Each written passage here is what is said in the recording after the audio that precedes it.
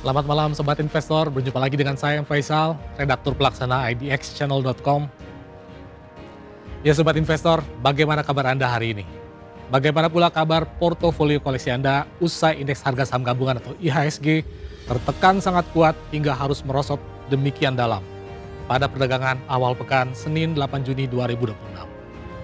Hingga jeda perdagangan siang hari, posisi IHSG masih terpojok di level 5.434,1 atau terkoreksi hingga 37,86% dari posisi indeks pada awal tahun, yang saat itu masih berada di level 8.748,13.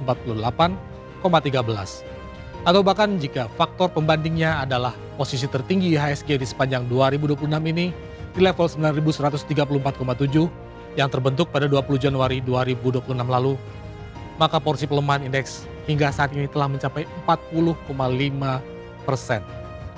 Apakah sedalam itu pula kerugian yang Anda alami di bursa saham domestik? Atau justru aksi jual telah Anda lakukan sejak beberapa waktu lalu demi memangkas potensi kerugian yang sangat mungkin terjadi? Atau plot twistnya, Anda telah menyiapkan sejumlah dana cadangan untuk kembali melakukan aksi borong seiring posisi harga saham yang sudah demikian murah?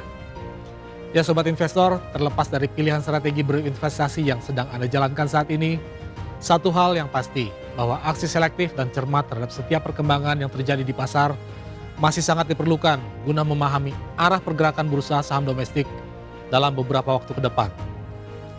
Memang dalam hal ini pemerintah melalui Menteri Keuangan Purbaya Yudi Sadewa telah berkali-kali menegaskan bahwa kondisi fundamental perekonomian domestik masih sangat kuat, sehingga tidak ada isu yang perlu dikhawatirkan.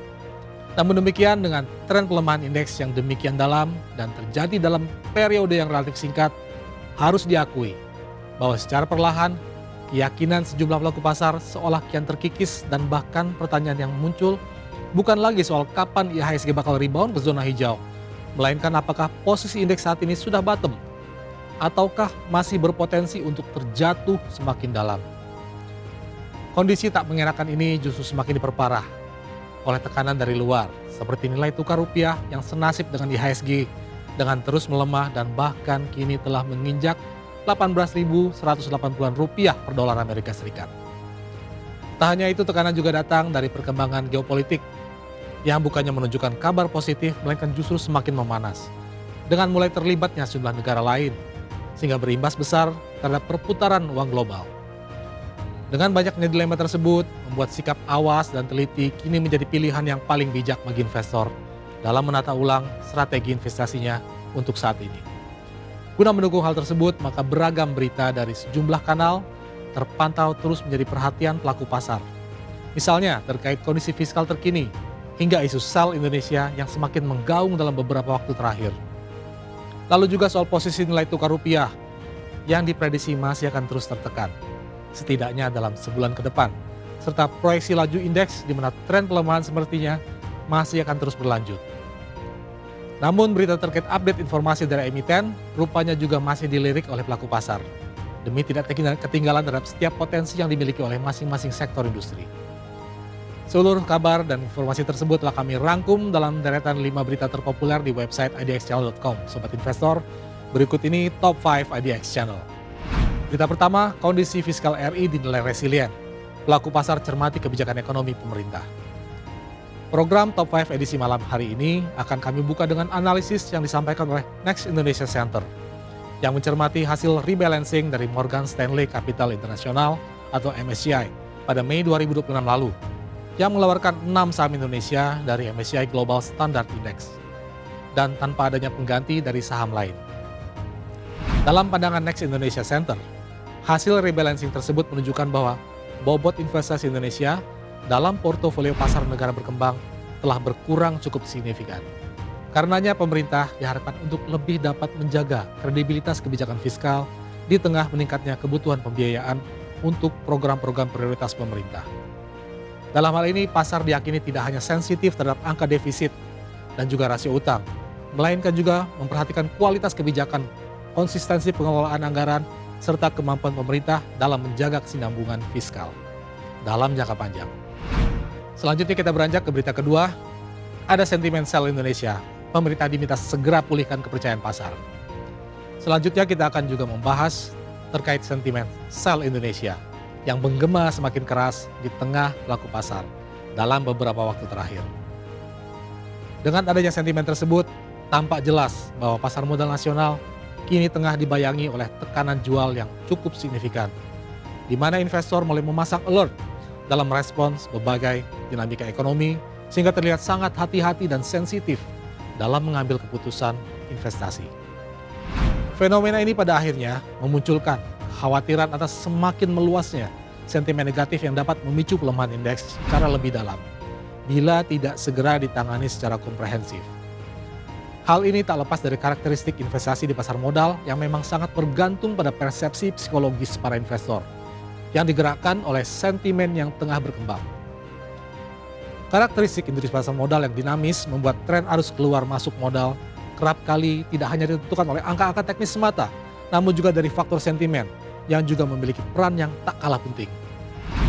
Berikutnya berita ketiga, rupiah berpotensi tertekan sepanjang Juni dipicu memanasnya konflik global. Masih soal sentimen pasar, kali ini kabar juga datang dari pergerakan nilai tukar rupiah yang diprediksi masih akan terus tertekan di sepanjang Juni 2026 ini, seiring dengan kuatnya tekanan dari sentimen memanasnya konflik global. Dengan kondisi terkini yang terjadi di pasar saat ini, sejumlah kalangan analis pasar uang meyakini bahwa posisi rupiah masih berpeluang untuk kembali terjerembab lebih dalam hingga menembus level psikologis baru sebesar Rp19.000 per dolar Amerika Serikat. Peluang tersebut bakal semakin besar jika spekulasi atas kenaikan suku bunga Bank Sentral AS, yaitu Federal Reserve atau The Fed Rate, serta konflik global yang terus memanas di Selat Hormuz, Lebanon, dan Gaza masih juga tak kunjung mereda. Analisis ini didasarkan pada fakta bahwa pergerakan indeks dolar AS dalam sepekan terakhir telah menguat cukup tajam dengan dipicu oleh kombinasi data ekonomi domestik AS yang solid serta ketegangan geopolitik yang justru semakin meruncing. Selanjutnya kita masuk ke berita keempat. IHSG diproyeksi masih rawan koreksi. Simak analisa ANTM, BRMS, MBMA, DAAZ. Selanjutnya kita juga akan membahas terkait proyeksi pergerakan IHSG yang diyakini masih akan melanjutkan tren koreksi dengan memperhatikan arah gerakan secara teknikal.